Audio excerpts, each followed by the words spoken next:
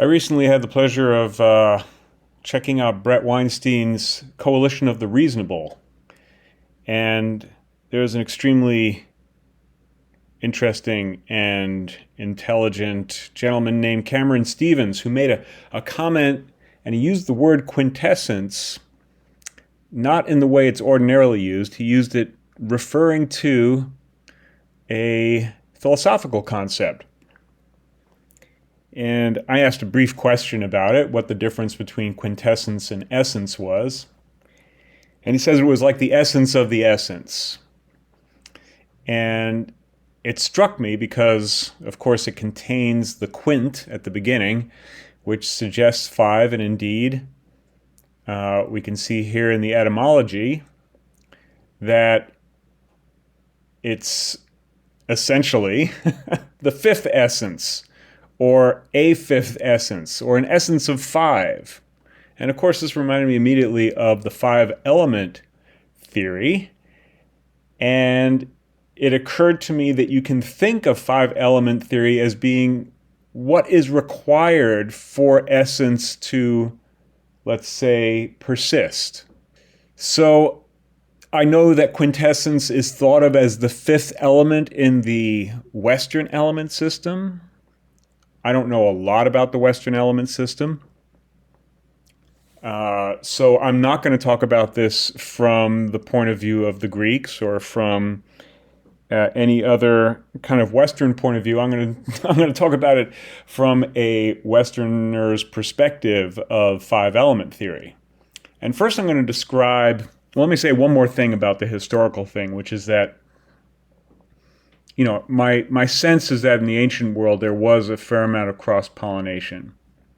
And so it is possible that you could have something which in one part of the world refers to a fifth essence, right? So if you had only four elements in the ancient world, in the Western ancient world, let's say, and there was an awareness of five elements from the Eastern tradition, well, you could imagine that perhaps there would be this theoretical quintessence that people would start to talk about.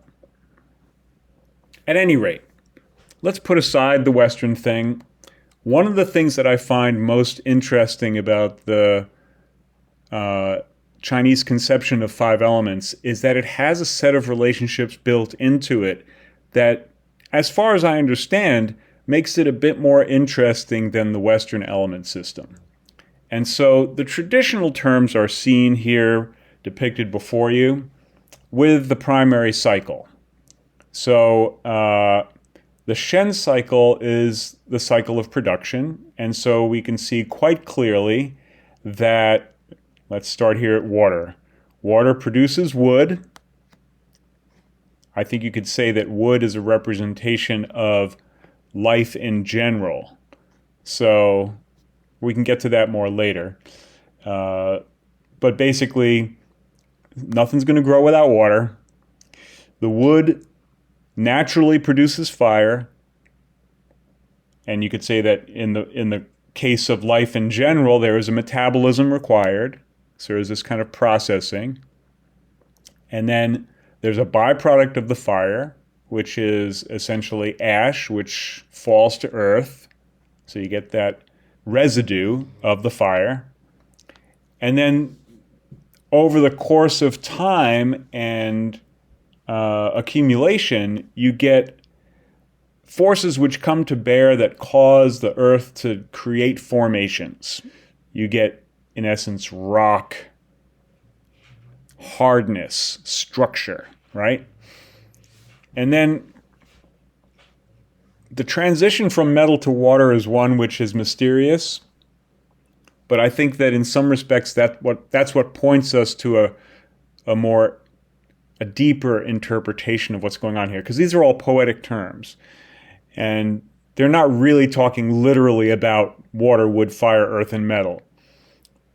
These are being used as an example of a deeper pattern, and that's what I'm going to talk about in the next slide. But let's just continue with the traditional way of interpreting it for a moment. It's interesting to note that metal is a conductor of the flow of electricity, And so you could say that there's something about structure that organizes the potential for conducting energy. And that's essentially what water is representative of. It's representative of an available energy source. At any rate, I'll get to that more in a moment. Let's take a look at some of the other cycles. So we took a look at the Shen cycle, which is production. Let's take a look at the co-cycle. Co-cycle is one of control. So water controls fire. That's pretty obvious, right? Fire controls metal. If you want to shape metal, if you want to control it, you heat it up again, and that's what makes it malleable. Metal controls wood. The classic example is you use an axe in order to take down a tree. But a more generalized way of looking at it is that it's the structure of things that controls what life is capable of doing. And then wood controls earth. So the classic example is that the root system is what holds the earth together. And earth controls water. So it's the banks of a river that control the flow of the water. It's interesting, right? It's kind of a neat interrelationship. There's another one. I just call it the destructive cycle. I can't remember if there's a Chinese word for this, but it's rather clear that heading in the opposite direction of the Shen cycle has a destructive effect. Fire destroys wood. Wood destroys, it sucks up water, right? Water corrodes metal, right? And how does metal destroy earth? Let's cover that one in a second.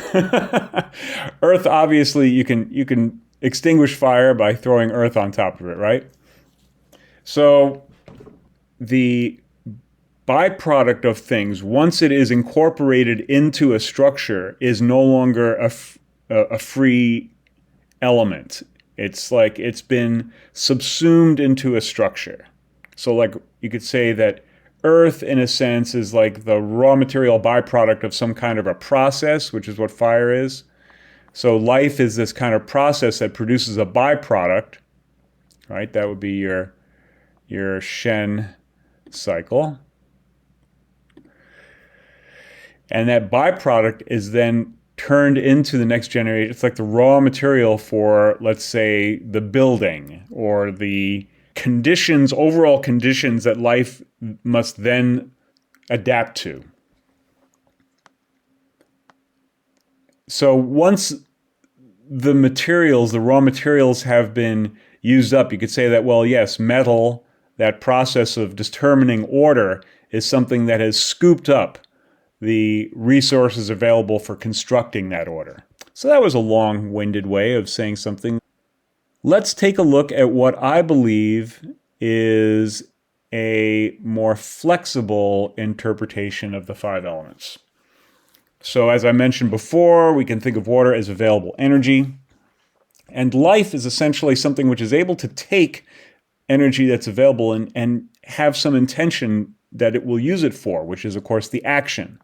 And the action has a byproduct, we'll say. Could be, you can think of it as a product or a byproduct. And that product is then turned into some kind of order. In order for essence to be meaningful, it has to last, right? So you could say that something which has only a momentary existence doesn't really have much essence to it, right? The essence is the capability of this cycle continuing. And so whatever order that's established has to be able to conduct energy for the next generation. And I think you could say that this is a model for a description of how things function in the material world. In order for things to have success, for there to be succession, for there to be something, a living thing which persists. But it's the living in interaction with what we see as inert matter. And so the living takes what energy is available to it and it puts it to its purpose, and there is a byproduct of that, and that byproduct has to be contended with, it has to be dealt with. And so the process of living is something which modifies the environment to the point where adaptation is necessary. And that is the essential set of dynamics for life to continue. That's why we could call this essence, right? Now, if it's true that this way of reinterpreting it is accurate, then all of the other cycles should make sense. And I haven't checked to see whether or not that's the case, but here's a representation of all of the other cycles. Now, it's in this different order, so it's a little confusing. But, okay, it's too confusing to do it that way. I'm just going to do it using the Shen cycle. I think it's pretty obvious that you're producing each of these from the prior state. Now, can you say that available energy produces intent? Well, in the presence, I would say that, yeah, if you're talking about a living thing, then available energy, the first thing that it produces in a living thing is, oh, what can I do with that energy? And then intent obviously produces action. Action obviously has a byproduct associated with it, some reaction, subsequent cause and effect, right? And then you could say there's a little bit of a mystery in this transition, although if you don't somehow put things into order, you could say there must be some sort of an intent involved in the production of order, right? But or you could say that there is a kind of inexorable thermodynamic process that creates a kind of order irrespective of intent, and that order will produce a kind of new energy possibility, or at least within the context of the essence required for life, there will have to be an order that allows for energy to be available in order for life to continue. So, what about the co-cycle, controlling? Does available energy control action? It sure does, right? Does action control order? Well, there you go. There's how you could say action, irrespective of intent, is going to definitely play a huge role in the formation of some order. Now, does order control intent? Of course it does, right? The order determines the limitations upon what kind of intent is viable. Does the intent control the product? Well, if the intent is accurate, it does. I would say that there is a relationship, but not necessarily a direct relationship between intent and product. And certainly intent will do its best to produce the product it wants, although whether or not it actually does is another question. But it will control that product to the best of its ability. And does the product control the available energy? Well, first of all, the fact that you've used the energy is a control on the energy. So the product is sort of a representation of the final stage of that process. But I think also byproducts have a tendency to interfere with the process of energy utilization. And it requires a sort of new generation in order to produce a new energy availability for the process to become, well, less lossy. Okay. I think that's a pretty good overview of what I wanted to convey. I actually am making this video for Cameron, but I figured it would be interesting for the Assembly of Silence audience and the Taiji Reality audience. I'll post it to both places. There's one more thing I wanted to mention, which is that if we recall the original words here, I want to do it in this form, not the other form, for a very specific reason.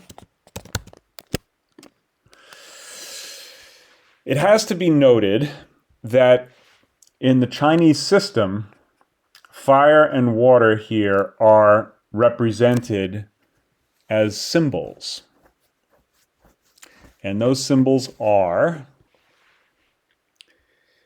So, those of you on the Taiji Reality channel know that this is the primary axis of the postnatal. And indeed, you can correlate this within the postnatal arrangement if you want to. I'm not going to get into that now.